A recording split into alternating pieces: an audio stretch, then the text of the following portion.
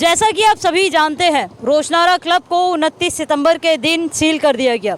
आप देख सकते हैं डीडीए ने रोशनारा क्लब पे ताला लगा दिया था। हाई कोर्ट के ऑर्डर के बाद लंबा केस ये चला था, उसके बाद यहाँ पर ताले लगा दिए गए। जैसे ही यहाँ पर ताला लगाया गया वैसे ही एक बड़ा सवाल खड़ा हुआ। सवाल ये कि ये 450 कर्मी जो रोशनारा क्लब में कार्यरत थे, काम करते थे, रातों रात उनकी नौकरी चली जाती है। ज़रा आप एक बार सोचिएगा कि आप अपने घरों में हैं, आप नौकरी पर जाते हैं, अचानक आपकी नौकरी छीन जाए और आपके मन में सबसे बड़ा सवाल आए कि भैया हम अपने बच्चों का पेट कैसे भरेंगे, हम अपने बच्चों की पढ़ाई कैसे करवाएंगे, हम अपने परिवार को पालेंगे कैसे। ये है रोशनारा क्लब में काम करने वाले वही कर्मचारी जिनका कहना ये है कि हमारे साथ जो हुआ है वो हम कहीं नहीं कह सकते, क्योंकि अचानक इनकी नौकरी चली गई है। ये जो कर्मचारी हैं वो अचानक सड़क पर आ गए हैं, क्योंकि इन्हें ना डीडीए की तरफ से कोई आश्वासन मिल रहा है, ना ही क्लब के लोगों की वजह से, क्लब जो मेंबर्स थे उनकी तरफ से। भैया क्या है, सब उस दिन जो 29 सितंबर को हुआ, अचानक आप बेरोजगार हो गए, तो क्या आश्वासन दिए जा रहे हैं, क्या चल रहा है? धरने पर आप लोग बैठ गए हैं। 29 तारीख को हमारे क्लब के अंदर इलेक्शन रखे हुए थे मैनेजमेंट कमेटी की तरफ से। रात को 10 बजे के करीब हमें मैनेजमेंट की तरफ से बताया गया कि क्लब सील हो रहा है, सुबह 6 बजे आप लोग आ जाओ यहाँ पर। हम लोग अचानक रात को वापस घरों से भाग के सारे लोग आए, पूरी रात यहाँ पर बैठे हैं। सुबह 6 बजे डीडीए की तरफ से स्टाफ मेंबर्स आए और उन्होंने हम सबको बाहर निकाल दिया और इसको सील कर दिया। हमें इसके पहले से कोई सूचना नहीं दी गई थी, ना कुछ बताया गया था।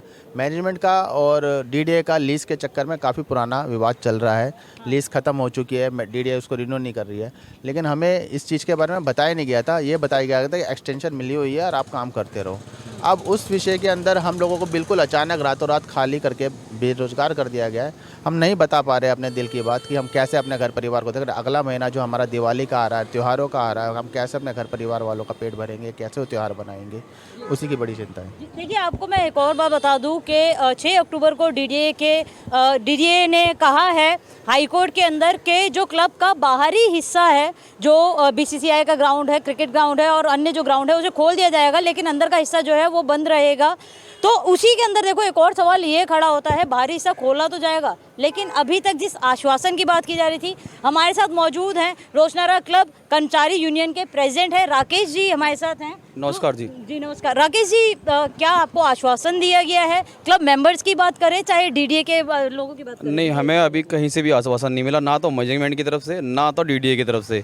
हम लोग जैसे पहले भी बेरोजगार, जैसे 29 तारीख को हम हुए थे, आज भी ऐसे ही बैठे हुए यहाँ पे। हमें किसी की तरफ से कोई भी आश्वासन नहीं दिया गया, ना डीडीए की तरफ से ना तो मैनेजमेंट की तरफ से, कि हमें कौन रखेगा और कौन हमारे यहाँ पे रोजगार देगा हमारे को। हम सारे के सारे एकदम से बेरोजगार हो गए हैं।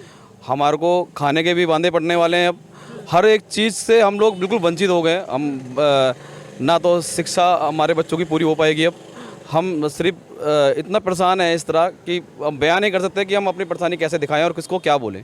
ना तो यहाँ पे कोई।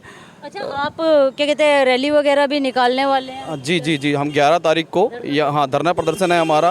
एलजी साहब के यहाँ पे घेराव है। 11 तारीख को 11 बजे यहाँ से निकलेंगे हम और एलजी साहब के पास जाके अपनी गुहार करेंगे अपनी रोजी रोटी के लिए, कि हमारे को हमारी रोजी रोटी दी जाए। देखिए, अपने में बड़ा सवाल होता है, जब गरीब के पेट पे लात पड़ती है तो वही जानता है कि उसे कैसे अपने भविष्य के बारे में सोचना है। क्योंकि जब हम बात करते हैं उन लोगों की, मिडिल क्लास लोगों की बात करते हैं, गरीबों की बात करते हैं, वो अपनी रोटी, जो आज रोटी है उसका सबसे पहले इंतज़ाम करके रखते हैं और भविष्य की बात बाद में देखते हैं, क्योंकि उनके पास इतना ज़्यादा जो जुगाड़ नहीं हो पाता, उतने पैसे नहीं हो पाते हैं कि वो भविष्य में अपनी तैयारियाँ कर सके। अचानक नौकरियां चली गई है लगभग सभी की। आप देख सकते हैं काफ़ी लंबी भीड़ यहाँ पर, काफ़ी लोग हैं यहाँ पर, 450 बड़ा आंकड़ा है। अचानक सभी बेरोजगार हैं। कैसे कर रहे हो? कितने दिन हो गए बैठे बैठे? कौन आपकी वक़्त लेने आया? किसने आपको सुना? अभी तक तो मैडम जी कोई हमारे पास नहीं आया, ना तो क्लब के मैनेजमेंट का कोई बंदा आया, ना डीडीए तरफ से हमारे को कुछ सूचना दी गई कि ये क्लब खुलेगा, आप लोगों का रोजगार वापस होगा। क्लब में जी दिल्ली हाई कोर्ट में जो केस चल रहा है, उन्होंने सिर्फ अपने 4500 मेंबर दर्शा रखे हैं। हमारे 450 कर्मचारियों का क्लब मैनेजमेंट ने कोई जिक्र नहीं किया और ना हमारे को आज तक अभी तक कोई उन्होंने आश्वासन दिया आगे कि आप लोगों को रोजगार बैक होगा। हम लोग बड़ी 4500 लोगों की बात कर रहे हैं, उनके अंदर कौन कौन है? उनमें क्लब के मेंबर हैं, कमेटी मेंबर भी मौजूद हैं, लेकिन उनमें से मतलब जो कोर्ट में केस चल रहा है उन्होंने क्लब मैनेजमेंट ने सिर्फ 4500 मेंबर दर्शा रखे हैं। 450 जो कर्मचारी हैं हमारे, हमारा कहीं भी क्लब मैनेजमेंट ने हवाला नहीं दिया कि यहाँ पे 450 कर्मचारी हैं, उनकी रोजी रोटी का सवाल है। कृपया करके इस क्लब को खोला जाए। वो बेचारे कहाँ जाएंगे? क्लब मैनेजमेंट ने वहाँ पे ऐसा कुछ नहीं कर रखा, ना कागजों में दर्शा रखा है हमें। हमारी इसीलिए 11 तारीख को हम लोग यहाँ से 11 बजे करीब निकलेंगे, 1 बजे एलजी साहब के पास पहुँचेंगे और अपने रोजी रोटी का वहाँ पे वो उनसे भीख मांगेंगे। भाई हमारे 450 कर्मचारी, हर व्यक्ति के पीछे 4-5 आदमी रोटी खाने वाले हैं, वो कहाँ जाएंगे? हमारे बच्चों की रोजी रोटी का सवाल है, हमें रोजी रोटी वापस दी जाए। देखिए ये क्लब के मेंबर है। अब उन लोगों से भी बातें करते हैं, अब इन कर्मचारियों से भी बातें करते हैं जो मजबूर हैं धरने पर बैठने के लिए, इसलिए क्योंकि भैया वो चाहते हैं 2 वक्त की रोटी उन्हें मिल जाए। भैया अचानक बेरोजगार हो गए हो, धरने पे बैठने को मजबूर हो गए हो, कैसे क्या कर रहे हो, घर कैसे चल रहा है? मैम, मैं कृष्ण कुमार हूँ मेरा नाम, और 28 वर्षों से मैं क्लब में काम कर रहा हूँ। लेकिन अचानक से क्लब के बंद होने की वजह से मेरे परिवार में 6 लोग हैं, बच्चे हैं, माँ बाप हैं बूढ़े, और मैं अकेला कमाने वाला हूँ। लेकिन अब समझ नहीं आ रहा कि हम लोगों का गुजारा कैसे चलेगा और क्या करेंगे, क्योंकि उनकी बच्चों की शिक्षा और रोज़गार इस तरह से वो होने की वजह से हम लोगों को आज सड़क पर आना पड़ गया है। हम लोग मजबूर हैं बिल्कुल। भैया क्या कहोगे, कैसे घर चला रहे हो? मैम, मेरा नाम सतपाल सोदिया, मैं रोशनार क्लब में टेनिस कोच हूँ और पूरा हफ्ता हो चुका। अब हम इतने परेशान हैं, मेरे पीछे पूरा एक परिवार चल रहा था, मैं अकेले था पूरे परिवार में कमाने वाला। मैं अभी इस समय बहुत परेशान हम लोग। आंटी अचानक नौकरी चली गई आपकी? हाँ जी, नौकरी चली गई। कैसे कर कुछ नहीं चल रहा हमारा। घर में कितने सदस्य हैं? हमारे 2 बेटे हैं, 3 पोते हैं, सिर्फ आदमी नहीं है। आदमी नहीं है? नहीं जी। आंटी कैसे? कैसे चलना है? देखो घर में बैठेंगे, बच्चे कमाने वाले तो छोटे छोटे ही हैं, हम ही कमा रहे हैं। घर पे कोई नहीं है, हस्बैंड तो है नहीं हमारा, यहीं काम करते थे, यहीं करते हैं, कुछ है ही नहीं। अब क्या होगा देख लो, सभी वही हाल। आंटी नौकरी चली गई है, धरने पर बैठे हो? हाँ जी मैडम, क्या करें मैडम जी, कैसे चलाएं, क्या करें? नौकरी चली गई, 2 बेटियां शादी करने के लिए हैं, आदमी सर पे नहीं है। आप भी यहाँ पर नौकरी करते हो? हाँ जी। नहीं, आपका ही बच्चा है? हाँ जी। तो देखो कितनी मजबूरी है कि महिलाएं अपने बच्चों को लेकर यहाँ पर आई है। छोटा बच्चा आप देख सकते हैं, ये भी अपनी मम्मी के साथ धरने पर बैठा है। कैसे घर चला रहे हो, कैसे सब चल रहा है? बहुत मुश्किल है मैडम जी। हम तो सरकार से ही उम्मीद रखते हैं, हमारे लिए कुछ तो रास्ता खोले। हमारा तो रास्ता ही बंद होएगा, बिल्कुल हर तरफ से खाना पीना बंद होएगा हम लोगों का। ऐसे मतलब घर कैसे चला रहे हो? अब जैसा चला रहे देखो, आधे पेट बच्चे भूखे रहते हैं। हाँ, आधे पेट भूखे रहते, जब तनख्वाह नहीं आ गई तो क्या खाएंगे? क्या खाएंगे? बच्चे को कहाँ से पालेंगे? कहाँ से हम लोग पालेंगे? आदमी सिर पर नहीं है हमारे। आपको देखो एक बात बता दूं मैं कि जितनी भी ये महिलाएं हैं उनके हस्बैंड नहीं हैं और ये खुद या तो अकेली हैं घर में कमाने के लिए, और अचानक इनका रोज़गार चला गया है। ये छोटे छोटे बच्चे जो अपनी माताओं के साथ धरने पर आकर बैठे, ये उसी उम्मीद में आके बैठे हैं कि इन्हें कोई आकर बस एक छोटी सी उम्मीद ये दे जाए, इनके हाथ में जो इनकी नौकरी थी वो वापस मिल जाए। और भी कोचिज़ यहाँ पर होंगे, और भी देखिए सभी, देखिए देखिए आप ये पढ़ सकते हैं, हमारे घर में चूल्हा कैसे जलेगा?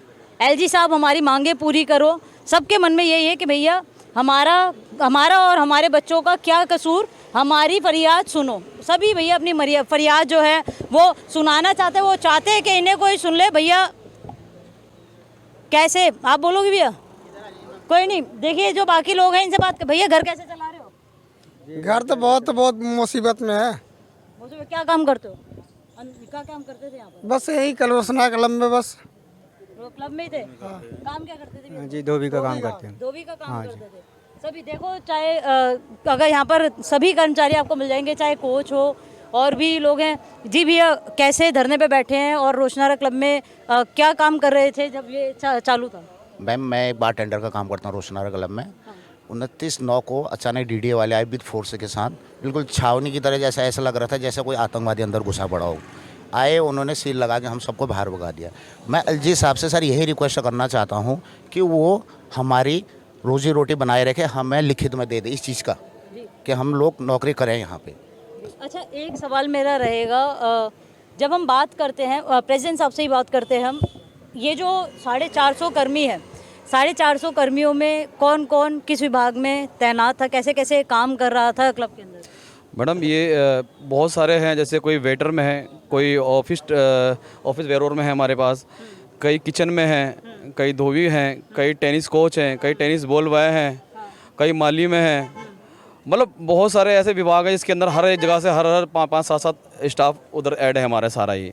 अच्छा, एक छोटा सा सवाल रहेगा कि रोशनारा क्लब बहुत बड़ा क्लब है और हाउसकीपिंग में भी हमारे पास काफ़ी स्टाफ है। हाँ जी, सभी जब जितने भी यहाँ पर डिपार्टमेंट है वहाँ पर कोई ना कोई कर्मचारी यहाँ पर तैनात है, जो सभी है यहाँ पर जिनकी नौकरी जो है चली गई। अच्छा, मेरा सवाल ये था कि ये क्लब काफ़ी बड़ा है, ठीक है, काफ़ी अच्छे लेवल पर चलाया जाता था, और जब हम बात करते हैं मदद की, क्योंकि अचानक आप बेरोज़गार हुए हैं, तो क्लब के कितने मेंबर थे जो आपकी मदद करने के लिए आ गए हैं, जिन्होंने कहा हो कि भैया कोई नहीं, कि आपका जो है क्या कहते हैं, अभी आपका घर नहीं चल पा रहा है तो थोड़ी मदद हम कर देते, कुछ ऐसा?